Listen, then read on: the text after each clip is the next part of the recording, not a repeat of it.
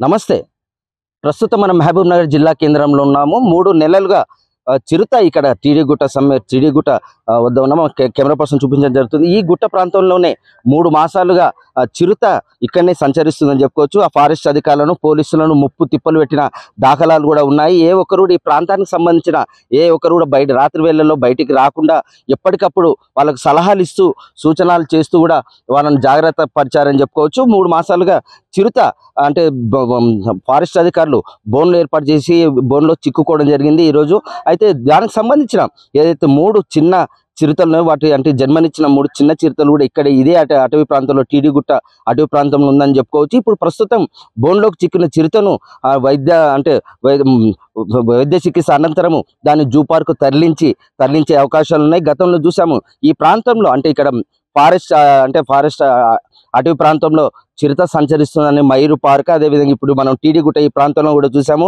ఎట్టకేలకు చిరుత బోన్లోకి చిక్కింది. కాకపోతే వాటికి జన్మనిచ్చే 3 చిరుతలు కూడా ఇక్కడనే ఉన్నాయని చెప్పుకోవచ్చు. వాటికి కూడా అధికారులు అన్వేషిస్తున్నారు. అంటే వాటిని కూడా ఎటువంటి పరిస్థితిలో వాటిని పట్టుకోవాలనే నేపథ్యంలో ఫారెస్ట్ అధికారులు కూడా అన్వేషిస్తున్నారని చెప్పుకోవచ్చు.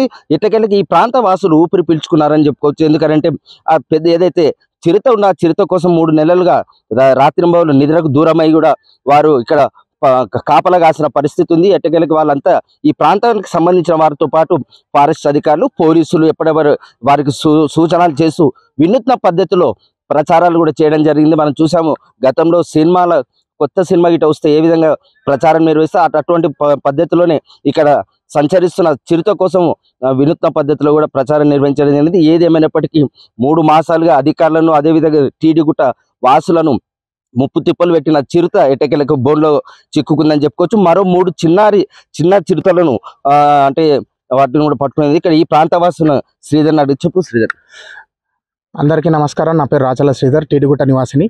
గత 3 నెలలుగా పాలమూరు ప్రజలకే కాదు, పాలమూరులోని టీడీగుట్ట ప్రాంతానికి సంబంధించిన వీరన్నపేట, టీడీగుట్ట ఎక్స్రోడ్ ప్రజలకి కంటు మీద కొనుక్కుని లేకుండా చేసిన చిరుతని ఈరోజు ఎట్టకేలకు బంధించినామని ఫారెస్ట్ అధికారులు చెప్పడం జరిగింది.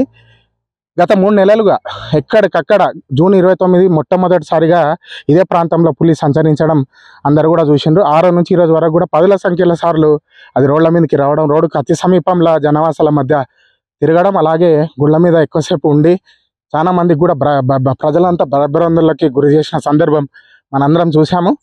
కానీ ఎట్టకేలకు నిన్న అది బోన్లో ఏర్పాటు చేసిన మేకను తినడానికి వచ్చి ఈరోజు బోన్లో చిక్కుకోవడం జరిగింది.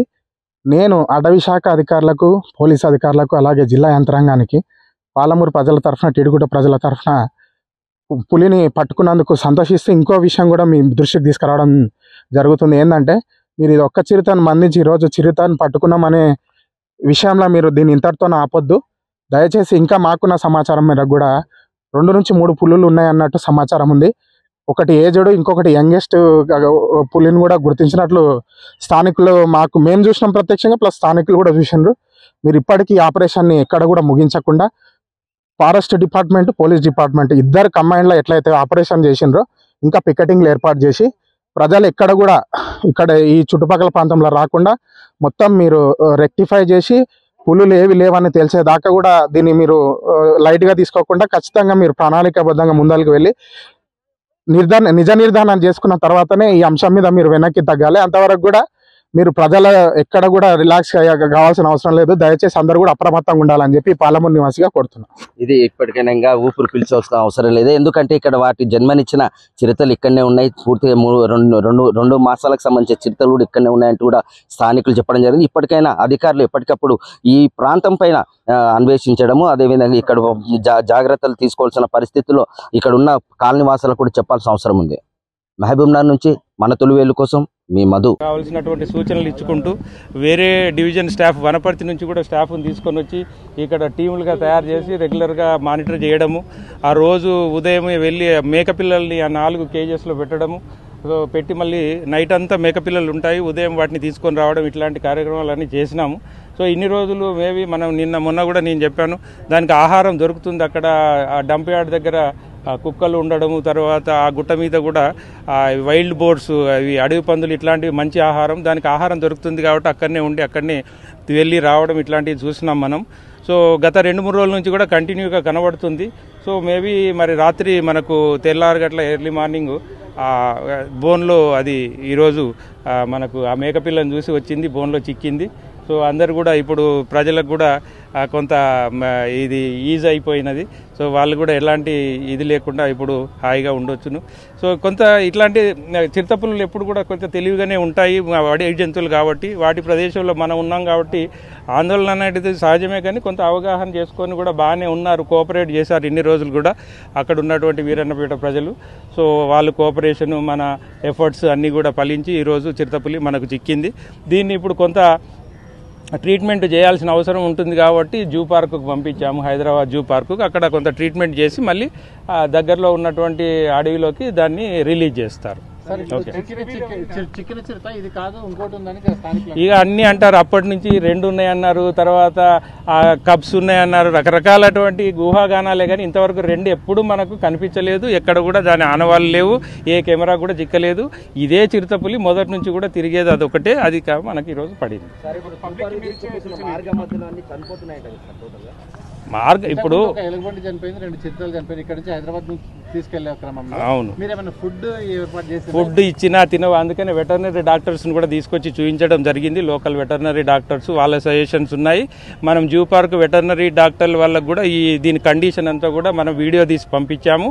అది మామూలు ఇంజ్యూరీస్ అంటే దానికి కొట్టుకుంటుంది, మరి వైల్డ్ లైఫ్ కాబట్టి ఒక్కసారి బంధించినప్పుడు ఫెరోషియస్గా కొట్టుకోవడం జరుగుతుంది ఒక్కోసారి. అందుకని ఈ జనాలు కూడా 1000-2000 మంది ఉండి ఆ గొడవ చేస్తే దాంట్లో కొంత ఇది స్ట్రెయిన్కి అయ్యి ఒక్కొక్కసారి అట్లాంటి సంఘటనలు ఏమైనా జరిగి ఉండొచ్చు. కానీ ఇప్పుడు డాక్టర్స్ చెప్పిన ప్రకారం అయితే అది బాగానే ఉంది. సో హైదరాబాద్ వెళ్ళడానికి 1.5 hours అంత పడుతుంది కాబట్టి అంతకంటే ఎక్కువ మనం ఇప్పుడు ఇక్కడ ఏం చేయలేం. ఒకవేళ ట్రాంక్యులైజ్ చేసి దానికి ట్రీట్మెంట్ చేయాలన్నా కూడా అక్కడ నుంచి హైదరాబాద్ నుంచి రావాలి. వాళ్ళు వచ్చే టైంలో మనం వెళ్తే అక్కడ మంచి ఎక్విప్మెంట్ ఉంటుంది, ల్యాబ్ ఉన్నది కాబట్టి అక్కడ మనకు ట్రీట్మెంట్ చేసి దాన్ని మళ్ళీ రిలీజ్ చేయడానికి అవకాశం ఉంది. సో ఎట్లాంటి ఇబ్బంది లేదని మనకి ఇక్కడ లోకల్ డాక్టర్స్ కూడా చూసి చెప్పారు కాబట్టి మనం పంపించడం జరిగింది.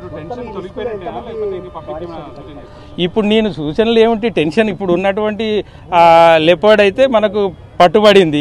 ఇట్లనే 2-3 దిక్కులు మనకు కోయిలకొండలో చూసినట్టయితే ఒకటి తిరుగుతుంది, అక్కడనే యనమనగండ్లలో అప్పుడు కూడా జరిగింది.